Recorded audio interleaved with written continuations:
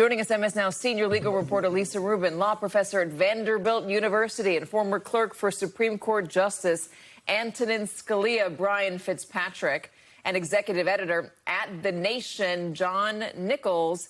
I think what the president has done here, just to take a moment from analyzing the decision, which we've been doing all day really well, I think what he's doing here, going and asking for help from Congress on trying to amend the Constitution.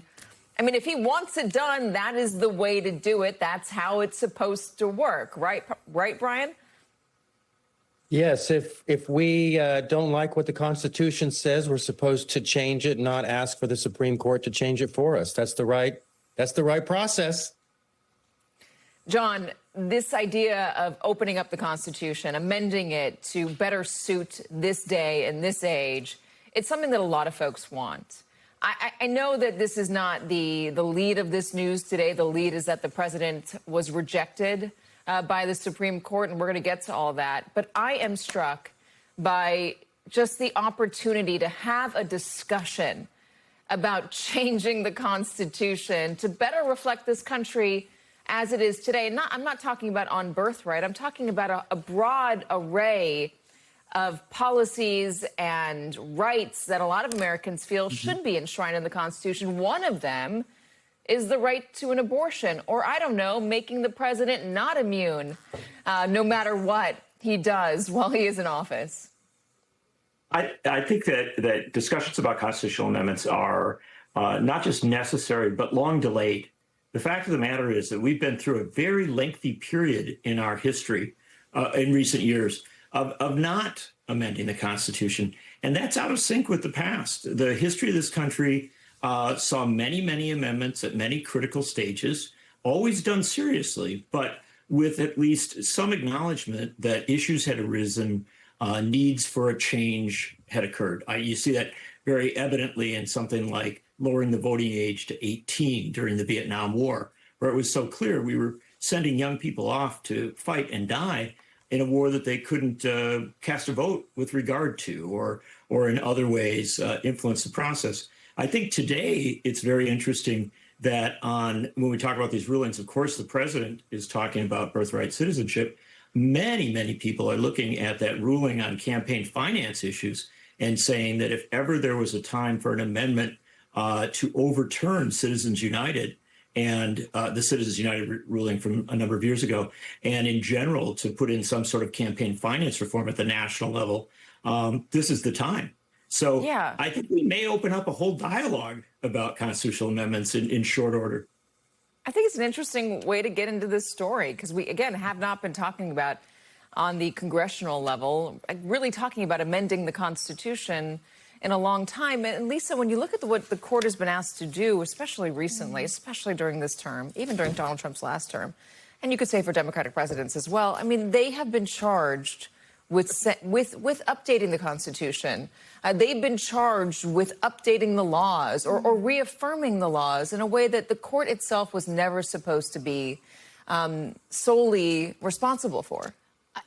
Yes, and okay. What I will say is that there is a big school of thought among legal scholars who believe that the Constitution is not fixed, that it's meant to evolve, that it is, as the inscription over my law school said, a living growth, not a changeless code. I looked at that infinite times when I entered the building, thinking to myself, that is sort of many people's philosophy of how the Constitution should be interpreted, that it is not fixed. And yet, in the Roberts Court, Katie, you have a bunch of people who fetishize history, who talk about history ad nauseum with respect to the proper interpretive method here. And maybe the issue isn't so much that the Constitution needs to change, but that the people interpreting the Constitution need to change, that their fixation with what words meant at the founding, what words meant when a particular amendment was passed, when a statute was passed, that maybe that's not the fairest way to interpret a document that was meant to survive and persevere. That is where we are. And unless there is there's movement at the Supreme Court, there were rumors of that maybe happening today. They have been denied. But unless there's movement at the Supreme Court and a new slate of justices who have differing opinions, That's not going to happen. Well, and look, there may be severe institutional impediments to amending the Constitution as well. But let me suggest another area in which many people in this country would say a constitutional amendment is warranted. The constitutional underpinnings for the right to abortion were always things that, from a legal scholarship perspective, people said, the way in which we Privacy, justified, right? That it came from privacy and the way that we justified the Roe decision. There are many people who would identify themselves as stalwart feminists who would say Roe was wrongly decided and that we could have anticipated that we would end up in the moment we were in with Dobbs. If and when an FDA under Donald Trump forbids medication abortion from being prescribed in this country, I think you will see a groundswell of support for some form of constitutional amendment that either enshrines the right to reproductive freedom or sort of a recall of the need for an ERA, which many people thought about at the time that the Dobbs decision came down as well. Brian, would that be a welcome change of pace for this court, or does this court want to be the one deciding what the Constitution is and what the Constitution should continue to be? I think it'd be a very welcome change for this court. I mean, this is basically Justice Scalia's dream, is that the American people take the Constitution back as their document. Don't rely on the unelected judges to do it for us. Even if he disagrees with where the American people go? Yes, because you know what? Some of us believe in democracy wherever democracy may lead. And I think this is so refreshing to hear everybody saying, let's do something about this. Let's take this document back. And so I say open it up. You know, a lot of states are amending their constitutions on abortion right now, including red states. And so I think these are questions that we should be addressing as an American people, and we should not be waiting for judges to save us all the time.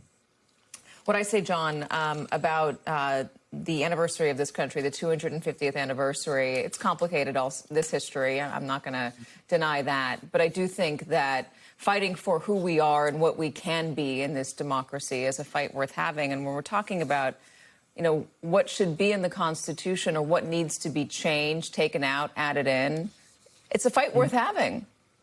Well, it's something else, too. It enlivens our democracy. It gets people engaged on fundamental issues. And those debates don't just occur in Congress. They go back down to the states. And people wrestle with it at the state level. They become a part of legislative contests, gubernatorial contests. And there's nothing wrong with that. Some years ago, more than a decade ago, I was in Scotland when they were voting on whether to declare independence from the United Kingdom. That wasn't a precise constitutional vote, but it was one that had huge meaning. People saw the consequences of what was going on.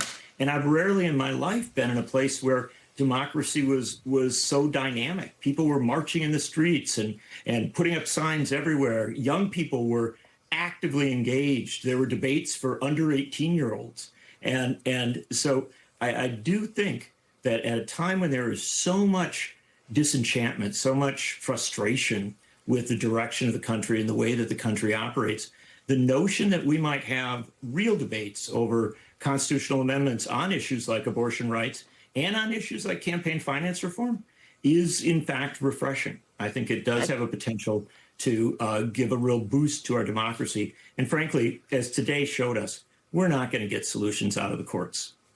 Yeah. All right. Let's talk about the birthright decision itself out of this court. Brian, you predicted the other day that the Supreme Court would uphold it. They did. Were you surprised, though, that Gorsuch joined Alito and Thomas, number one? And number two, were you surprised that there was a split decision on, I'm gonna mangle this, but on the constitutional grounds here? Is that the right way to ask it?